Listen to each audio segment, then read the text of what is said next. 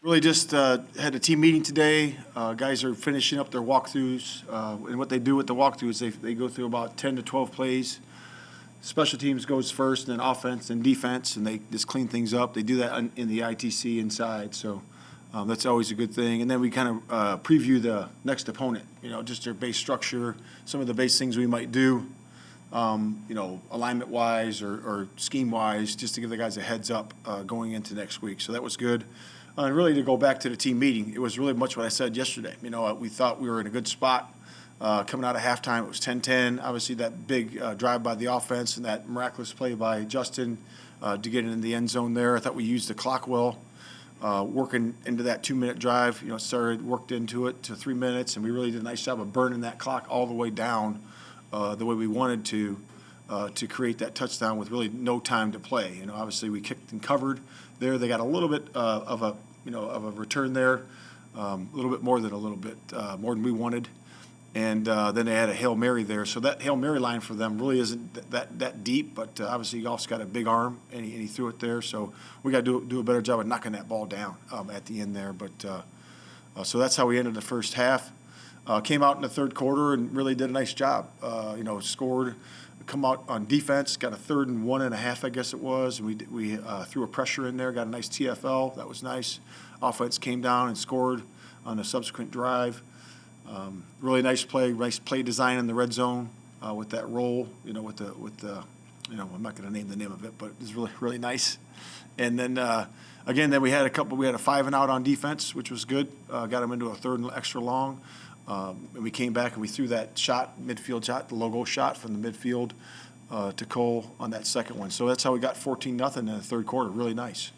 And then the fourth quarter started, and I think we kicked it out of bounds in there in the fourth quarter. So that obviously gave the field on the 40. Defense did a nice job responding to that and got out on, I think, in a 5-and-out also again. That was really nice.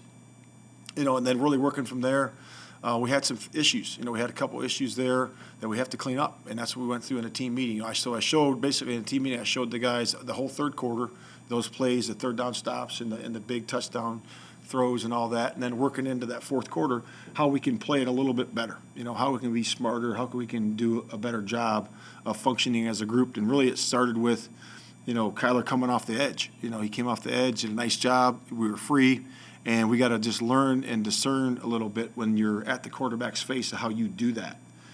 Because he's going to make a move, he sees you, and we got to make sure that we do a good job of having some body control there and doing a good job that way. And then on the sideline, when you're on the sideline with the quarterback, you can agree or disagree with that call, but we have to be smart as defensive players when it is a quarterback, that knowing that they're going to protect those guys. Obviously he caused the fumble on the sideline. They made that call. They got a nice chunk of change there from that penalty. And then we had a couple penalties in a row after that. We had a hands to the face and another hands to the face. The first one was a good call. Put them down to like the 12 or 14-yard line. And then from there, we obviously all saw the one, and what a great play by Sanborn. What a great play by him, getting in that window, making that interception, returning it back to the 25. And that, to me, that was really a momentum play in the game. So I was really proud of the guys for making that play. So they assessed the penalty on that, and we got to do a better job fitting the run on that next one, the next one there. So I just show them the sequence of events of what that was, and then, we end up putting ourselves in position. Justin comes back, in the next series, does a really good job on that 3rd and 1. Obviously, I think I taught him everything there that he needs to know on that play. But obviously, you can see what kind of special player he is by having the ability to take that long. I think it was 64 yards. Am I right on that? 67. Okay, 67 yards, touchdown. So it's good. And obviously, we got to make the extra point. That's not us. There we got to be able to execute there. So that was another play that I showed him. But at the end of the day, we gave ourselves, as a team, we were up by 6 with I think it was 7 minutes to go. So we had to put it away there. We didn't, as a football team, do that at that time, and that's what we got to work on. We got to work on that. We're doing a lot of good things, with our style, with our intensity, how we play, the effort. The takeaways is something we got to make sure we're addressing. I think we're doing a really good job on offense. We've only had one, every couple games, which is acceptable. It's a good number. And Justin told you last night he should have dirted that one, but and again on defense we got to take care of the opportunities. Obviously we had one taken away from us. Gibson had a chance with that fumble. We got to do a good job, so we're going to drill some of that this week to make sure we understand how we get those fumbles that are in close quarters. Do a little bit better job with the technique, but that's really it. That's what we outlined in the team meeting today. Then the players met with their units, met with their positions, and they detailed it out. How can we get better? I mean, that's what we're focusing on. It's about skill improvement. When you have skill improvement as a football team, and each individual man increases his skill, our execution is going to increase. Therefore, we're going to win the tight games. Therefore, we're going to execute in those critical moments. And that's the process. And that's the process that we're committed to. And we're never going to let go of that rope. We're always going to be in the evaluation mode on the day after the game. How do we improve? How do we get better? And then we can see the improvement.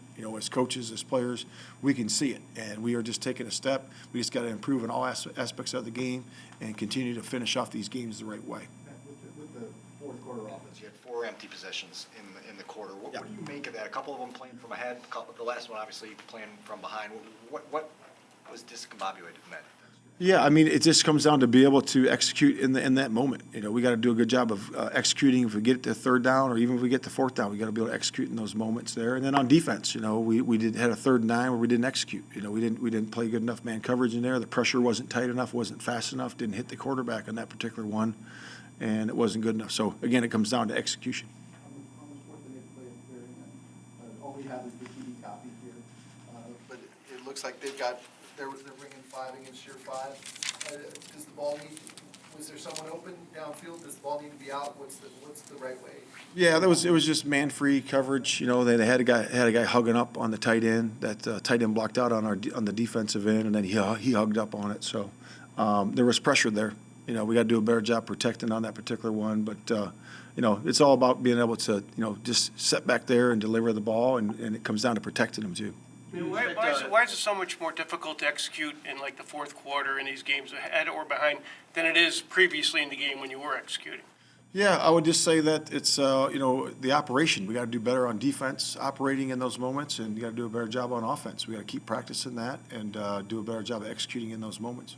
Does anything change? I mean, it's a little bit more, the mechanics of 2 minutes a little bit different, when you look at it that way. But again, it still comes down to execution. You have to practice those situations a lot and talk about smart situational football a lot. But is there any substitute for doing it for real in a game? There's nothing like the game, but you try to create your practices game-like situations, where you create that intensity. We do go ones-on-ones.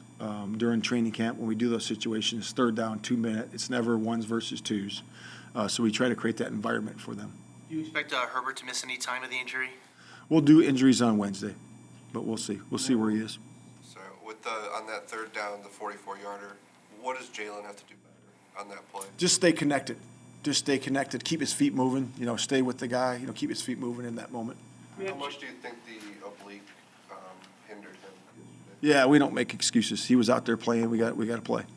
Matt, with Justin Fields, from a Defensive perspective, why do we see so often that defensive backs are not able to get angles on him? What's happening where those guys are just so often safeties and cornerbacks out of position once he gets into that level? Yeah, yes, like for that long run on 3rd and 1? and others? Yeah, and others. Yeah, I would just say speed. He's got tremendous speed, and he's very strong. So he steps on guys pretty fast. So he doesn't do a lot of wiggling once he gets into that backfield, defensive backfield. He puts on the gas and does a good job. He understands angles and speed. Speed and strength, I would say, is the hardest thing. Is it that it happened, it's so fast that as a safety or a cornerback, once you recognize what's happening, it's too late? Yeah, I think it's, because, obviously defending guys like that, similar to that. I don't know if there's any really like him in terms of the strength and the speed, but he just breaks down angles really fast. How rare is it to see a guy step in the middle of the season, an undrafted rookie like Jack Stanmore, make as big of an impact as he had in the last couple of games? And what has impressed you most about him? Yeah. So he's born with good instincts, So he has that, He's able to discern and read his keys and be on plays fast, So that's very helpful to him. I've had linebackers like that over in my career, that guys can really know where the ball is every time. They're able to see, read the steps of the back, but also see the lineman in front of them for the keys, and have their eyes move to one spot to another to diagnose plays really fast. And he has that ability. He likes to hit. He's a guy, if you're a linebacker, you have to like that part of the game, the physical style of the game. And he's also has the good ability to pressure. He can get one-on-one with the back and has a good ability to get slippery and slide to the side to stay vertical in that rush. And he's smart. He's really smart, really understands the defense. But yeah, he did a nice job. He's been solid in there for sure. Matt, you say you don't make excuses for a player who's playing through a situation. Do you ever though look back and say, well, yeah, maybe we shouldn't have tried to play him, let him play through that injury? I mean, obviously those are like with Kevin Jenkins, you didn't play him. I mean, there's decisions you have to make at this point of the season. Do you ever look back and say, well, maybe that wasn't such a great idea? Well, I mean, I think it's these guys are pro athletes. These guys have been playing this game a long time, and ultimately it's going to be up to them. So they say they can go. That means they can go, and we have to trust them, and we really leave it up to them. We know that there was some sort of a type of injury, but we leave it up to them. And those guys, when they say they're going, they're going. So. On the touchdown to combat the long one, two-part question.